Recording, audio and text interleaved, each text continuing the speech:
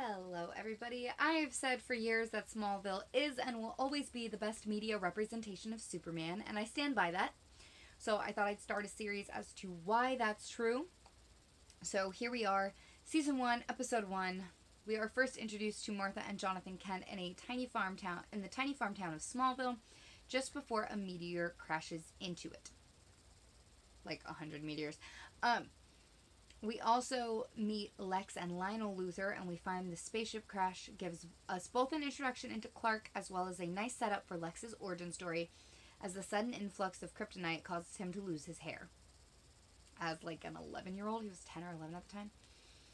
One of the things I've always loved about the depiction of Lex and Clark in this show is the parallels. They are always treated as two sides to the same coin. Side note, they casted the world's cutest child as Clark, and I love him very much. Anyway, when Lionel saw Lex without his hair, he was immediately repulsed, whereas when Martha and Jonathan found Clark, their immediate instinct was to protect him. And I think a lot of that does come from Martha's influence. Lex didn't have a mother figure, and Lionel didn't have a loving influence to rein in his worst impulses. So Lex had to deal with his father's irrational and impulsive first reactions, whereas Clark's parents got to talk things out and reach a reasonable decision together. And then, of course, we get to my absolute favorite character of the first half of this series, at least my Chloe. God, I love how brilliant she is, and yes, she absolutely has flaws, and she makes me hate her sometimes, but she has such a big heart. The character I absolutely hate is Lana Lang. She's super boring and whiny and was never good enough for Clark. And Pete, Clark's best friend and confidant, and the first person outside of his parents who knew who he was. Okay, the part where Lex hits Clark and goes off the bridge. Did they really think we were not going to notice that there was no damage to the car as it went into the water? You gotta love early 2000s TV. I will say that I loved and rooted for Lex for a really long time on this show, which was the point. He was a sweet man who was constantly alienated, rejected, and beat down, and I think what Smallville does best was write a truly understandable and sympathetic villain. They really went hard and heavy with the imagery and references right off the bat. Lana calling Clark Superman, Clark being the Scarecrow with a big red S on his chest. Also, Tom Welling was so perfectly cast. One of the reasons Smallville is the best adaptation of Superman is because they started him off as a teenager with a quest for identity and purpose, which is something we see a lot of comic book heroes go through. But to give him that as a teenager with the guidance from his family gives him a little more room to make mistakes, and it humanizes him just a bit more.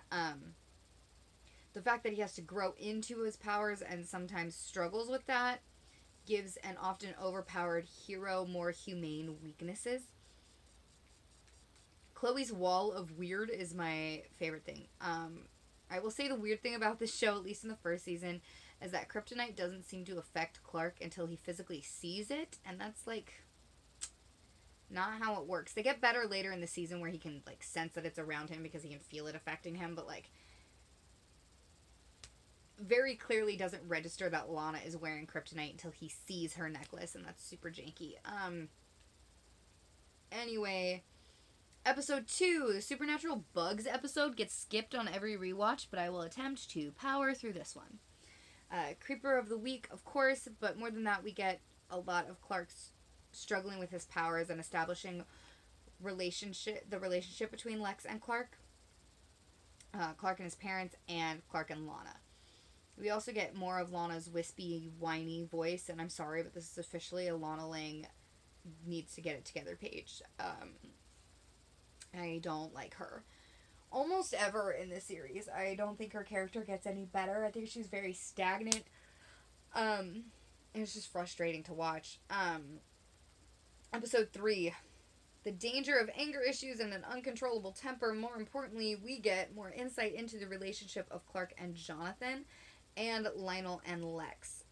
Two very stubborn fathers, one dead set on getting what he wants in order to exercise power over his son. The other determined to keep his son's identity safe. Lana and Clark grow closer, realizing that they have some things in common. Neither really knows who they are, and Clark has to hide part of who he is, leading to both of them feeling pretty lonely. In episode 4, the growing friendship between Lex and Clark is so well written and explored. It makes the little betrayals that come later more significant. Lana and Clark get all angsty teen together, and it's insufferable. They bond over not knowing their real parents. And Clark is an adorable sad boy whose loneliness I understand. And Lana, I want to understand her pain. I really do. But she's just so annoying. And I realize I only really watch this show to get to Lois because it's hands down the best portrayal of Lois Lane. Lana's voice just bothers me. It's so fake and airheaded. And yes, studying the portrayals of women in media have made me understand that it's not the character's fault. It's simply the classic unattainable woman trope. And for the things the show did right, the way they wrote Lana was intolerable, but not entirely inaccurate to the comics from which they draw, which kind of makes it worse because the comics were bullshit for Lois too. She was a bullshit character in 90% of her existence of the comics, and they went, no, we're not doing that. We're going to make her strong and independent and forward and blunt, and they did that, and they made her an incredible character, which she was not in the comics. Anyways, episode 5, I love right off the bat, Chloe basically tells Pete and Clark to get over themselves and treat her better. She's perfect and amazing. Honestly, I think this show is so good at writing women, generally speaking, as I just discussed my hatred for Lana Lang. They are vulnerable, loving, feminine, and strong. They are brilliant, badass, and well-rounded.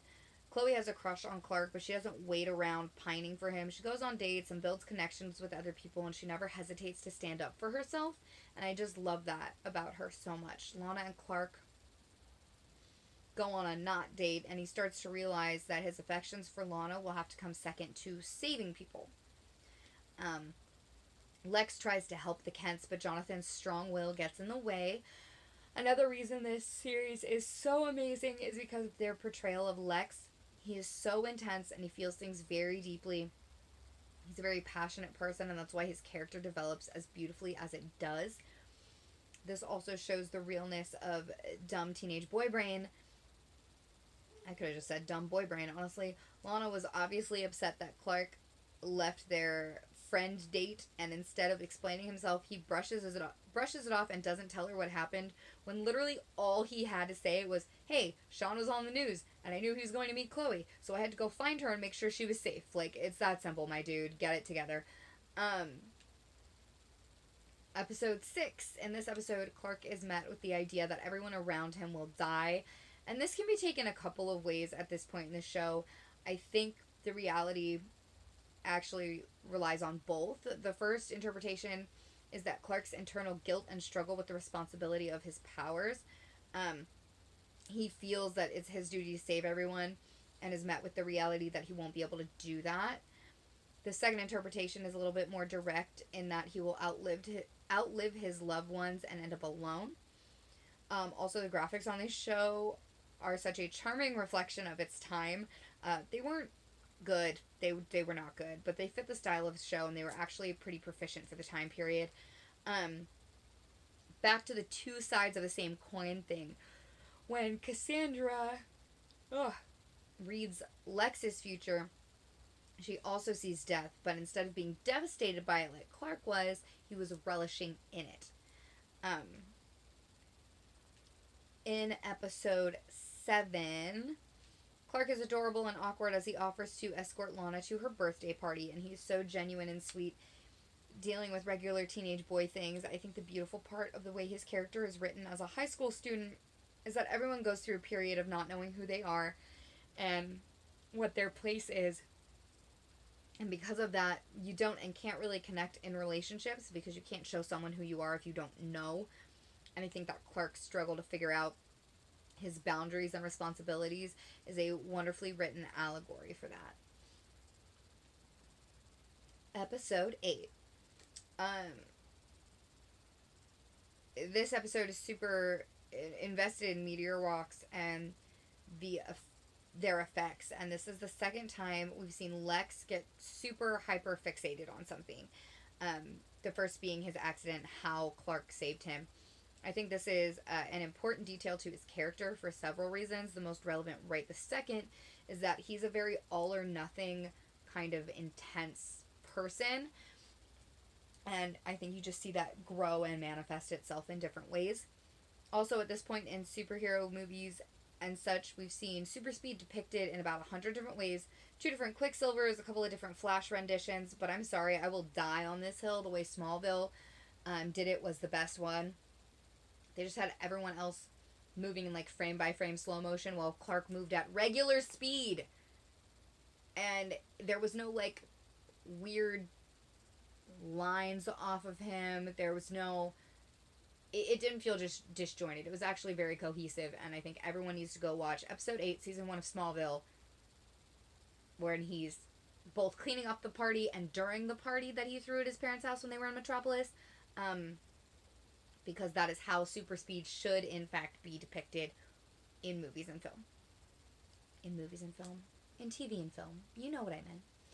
I think the most important part of this episode is that we once again see the contrast in familial relationships when both Lex and Clark are trapped inside the Luthor Corp plant. Martha is distressed, protective, and concerned, whereas Lionel is detached and completely unbothered. And that the difference in their family dynamics continue to shape who they are, and it continues to build a really strong contrast between the two men. Episode 9. This entire episode is about Clark trying to keep his identity under wraps and balancing the lengths he'll go to protect his secret versus the lengths he'll go to protect his family. And he always puts family first, and I think that's also very important to his character. Episode 10. Look, I don't even know if I have anything character development related in this episode, but we see one of Lex's guest rooms or his room or whatever, but we're in a millionaire's mansion. And it's literally described as a castle, and this bitch has a twin bed. I'm sorry, no. Clark really starts to move in on Lana. She is more than aware that he has feelings for her, and her and Whitney are having problems. And Lana's aunt interrupts just before they kiss.